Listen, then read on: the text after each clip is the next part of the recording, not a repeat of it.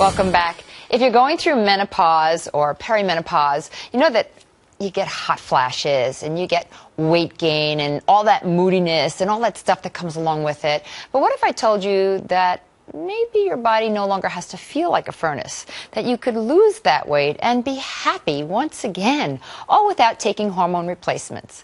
Sound impossible? Maybe. Maybe not. My next guest might be able to help. She's a natural hormone expert and the author of The Hormone Shift, Dawn Cutillo. Dawn, I loved your book. Do you know why I loved your book? Why? Because you laid it out flat and you didn't sugarcoat it. And I think it's very important for women to understand what menopause is. What is it? Basically, what happens is there's a shift that happens in hormones that can happen as early as puberty, and it gets worse around perimenopause or menopause. Okay? So I like to lay that out, explain that. Basically, it's one thing that happens. Basically, we know we're all under stress, right? We got the kids, we got the job, there's things going on in our country that we're just so busy compared to other women in other countries. That causes an increase in cortisol. And most women have heard of cortisol. It's a stress hormone. Well, as that goes up, it drains this other hormone that's really important that no one talks about, called progesterone. You know that, and it's like the key hormone. Everybody's talking about estrogen. So when you're under high stress, the progesterone drains away and goes to cortisol. All right, well, what does estrogen do? Okay. Let's start with the basics. Let's start with the basics. Estrogen, progesterone. Estrogen, I kind of make a joke. It's kind of like the bad guy hormone. I call it like the out-of-control teenage hormone. When estrogen's out of balance, it causes you to gain weight in the midsection, makes you go a little crazy, or irritable, moody, anxiety, and you don't sleep as well. Right, it's the fight or flight hormone. Yeah, fight or flight causes you to have cravings and actually is connected to certain female-related cancers. Yes.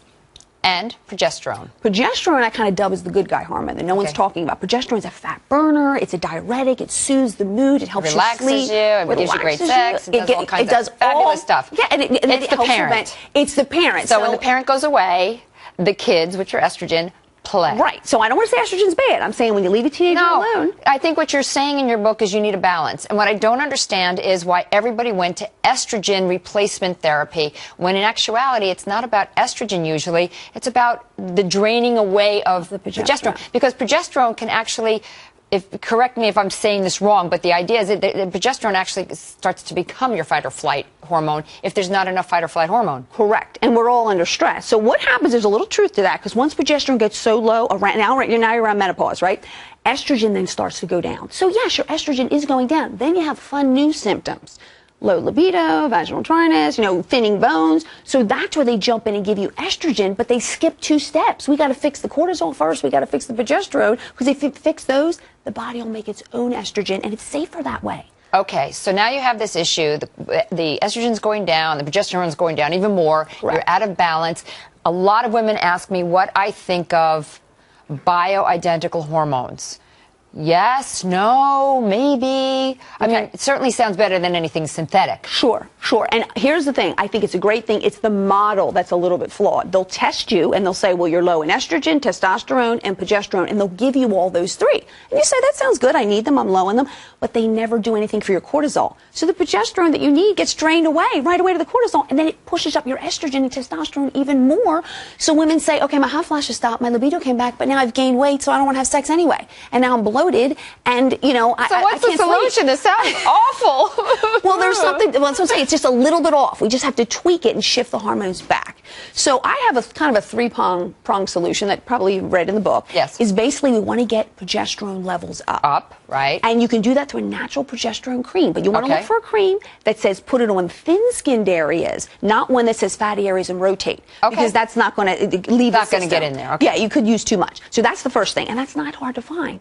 Okay. Then number 2 is you want to support the adrenal gland. You got to do something. So you've heard of things like ginseng, maca, comes in powders, it comes in pill form. You want to do something, either that or just go live on a desert island. And lay off the coffee, because that doesn't support the adrenals at all. People forget that stress isn't just your husband, your kids. It's too much caffeine, too much alcohol, lack of sleep. So try to get more heavy sleep. work and lots of, all these things combined. So you don't want to give triggers like caffeine. Keep telling people to lay off the coffee. It's a roller coaster. It helps a little bit, and then you go down, and then it causes more cravings. Well, it causes hormonal problems because it drains your adrenals, which is a gland that creates hormones. That's the key to the whole thing.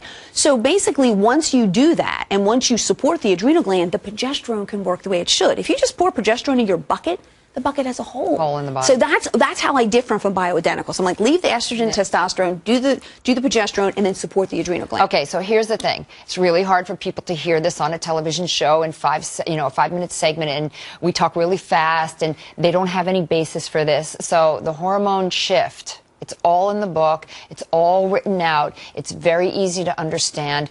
And if you have any questions, bring it to your doctor and discuss this. I think a lot of women don't discuss this, and they just go in and expecting a doctor to know or to say or to guide them and tell them what to do so they don't have to make any decisions or take any responsibility themselves. I think this book helps explain it all, and it gives everybody the opportunity to be part of their own solution. Basically empowers women to take their life back. That's basically what I'm trying to do. So thank you, Dawn. I really appreciate you coming and explaining Carol. this a little better, but thank you even more for the hormone shift. Thank you.